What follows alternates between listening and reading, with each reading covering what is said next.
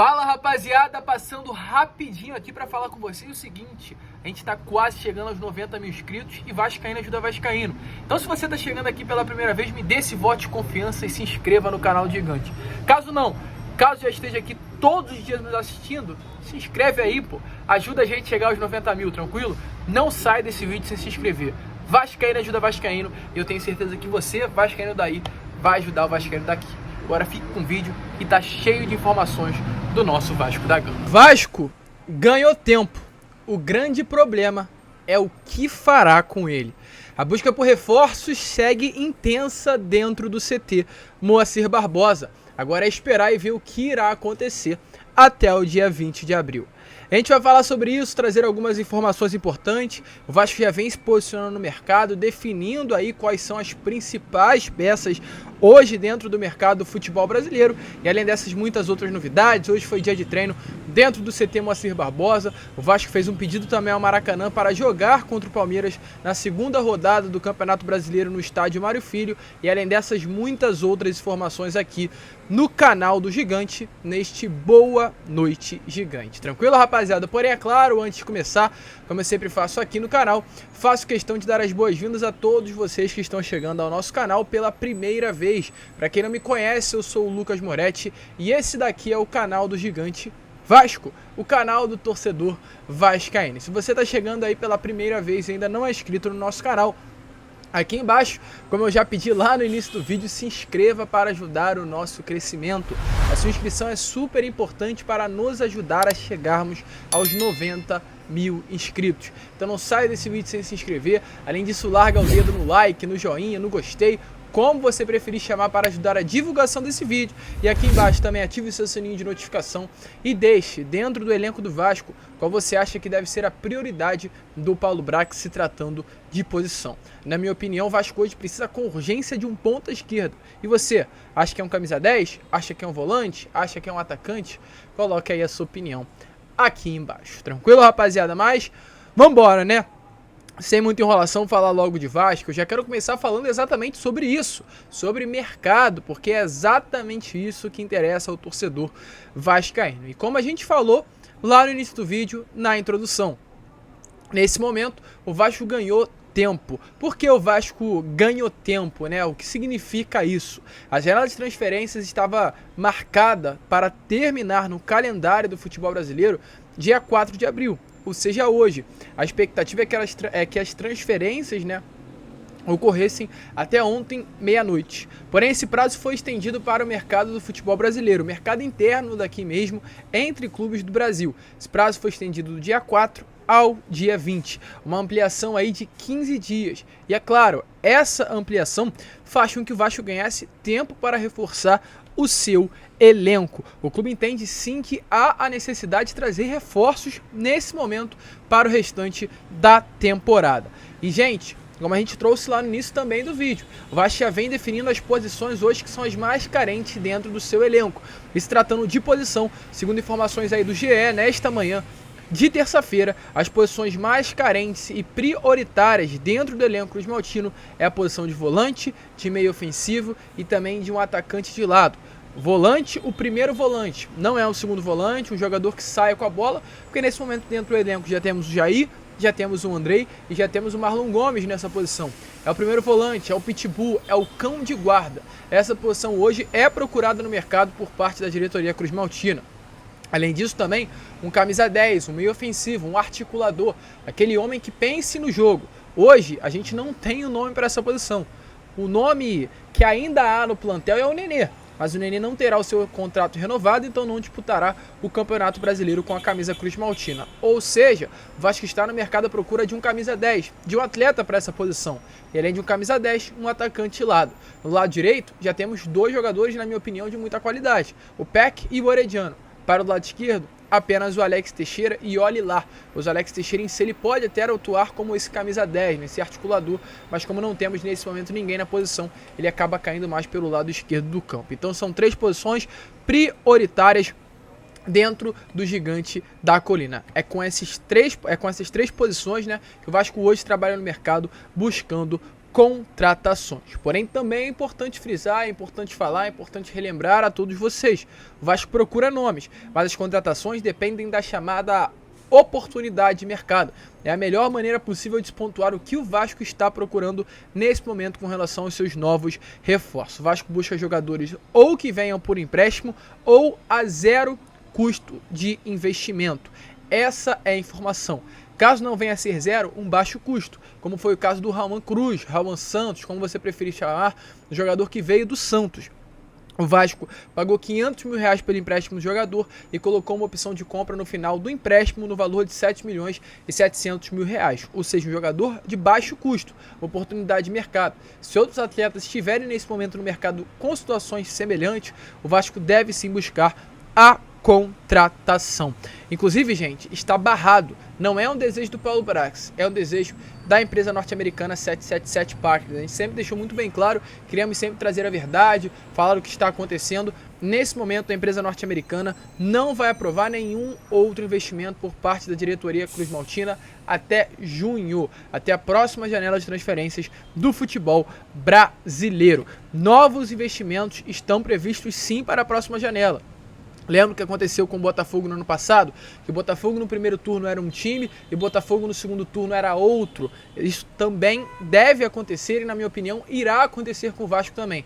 O Vasco vai fazer um grande investimento na janela do meio do ano. É esperado um investimento maior ou até igual a esse que aconteceu nessa primeira janela de transferências. E exatamente por esse motivo, por uma estratégia definida, o Vasco já fechou o caixa para esse primeiro semestre e agora o caixa será apenas reaberto novamente no segundo semestre de 2023. Vamos ficar de olho, informando, é claro, a cada um de vocês, mas o Vasco segue sim bastante ativo no mercado em busca de oportunidades. Deixa aí nos comentários, aqui do vídeo, nomes que você acham que devem e podem aparecer no Vasco da Gama, se tratando de boas oportunidades. Eu vi a final contra o Água Santa, entre Palmeiras e Água Santa, né, do Paulistão nesse último domingo. Vi bons jogadores também no próprio América Mineiro, por que não? Bons jogadores aí no Campeonato Paulista, no Campeonato Mineiro, no Campeonato, na Copa do Nordeste, tem bons jogadores também, no próprio Carioca. O Vasco vai realmente procurar nomes e oportunizar situações. Essa é a informação que nós temos se tratando das movimentações que o Vasco fará no mercado do futebol brasileiro. É uma corrida contra o tempo. Uma corrida contra o tempo até o dia 20, que é o término da janela, mas uma corrida contra o tempo também até o dia 15. Se você não sabe, dia 15 tem Vasco e Atlético Mineiro pelo Campeonato Brasileiro. A primeira rodada do Brasileirão lá em Minas Gerais. O primeiro jogo estará acontecendo no Mineirão, na casa do Galo. E o Vasco, junto inclusive apenas com o Cuiabá, é o único time do Campeonato Brasileiro, ou aliás, os únicos times do Campeonato Brasileiro que tem foco exclusivo na competição.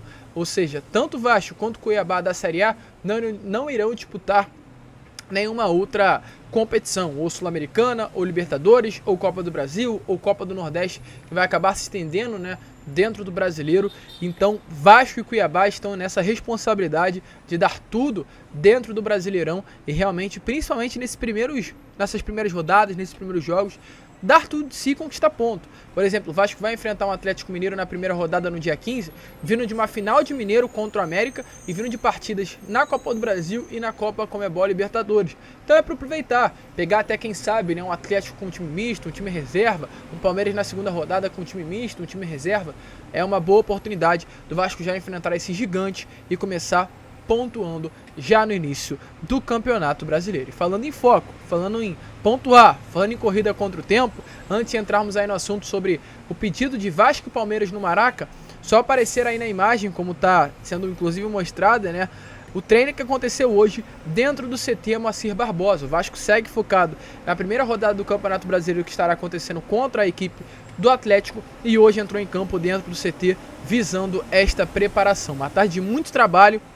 E os jogadores aí Cruz Maltino seguem de olho nesse primeiro confronto. Inclusive, como também apareceu e podemos ver, o Manuel Capasso, o zagueiro argentino que acabou sendo desfalque contra a Tupi e também contra a Atlético nesta última sexta-feira, treinou hoje normalmente entre os titulares os demais jogadores do Vasco da Gama, e no amistoso do próximo sábado, que estará acontecendo contra a Portuguesa, a expectativa é que Manuel Capasso volte à equipe titular e venha a ser utilizado pelo técnico Maurício Barbieri. E ainda sobre esse amistoso, gente, só deixando bem claro, o Vasco estuda sim a possibilidade de levar esse amistoso, que irá acontecer às 10 horas da manhã do sábado, para São Januário. Por enquanto o jogo está confirmado para o CT Moacir Barbosa, mas volto a repetir, esse jogo pode sim estar acontecendo no nosso Caldeirão, sem a presença de público, mas com a transmissão da Vasco TV. Vamos ficar de olho, vamos ficar ligados aí, que é claro, a gente como bom torcedor vascaíno, independente de contra quem for, né, Portuguesa, Tupi, Atlético, quer acompanhar como está o Vasco e acompanhar as partidas aí do Gigante da Colina. Tranquilo, rapaziada?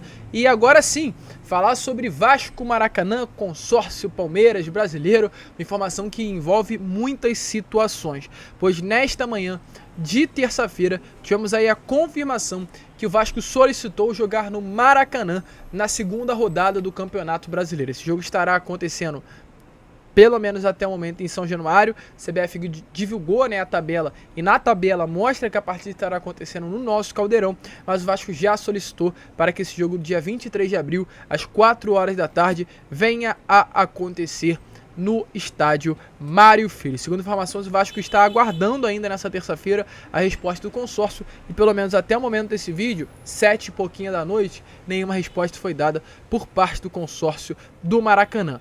A primeira solicitação, só para deixar bem claro a vocês, foi feita no dia 23 de março, um mês antes do jogo.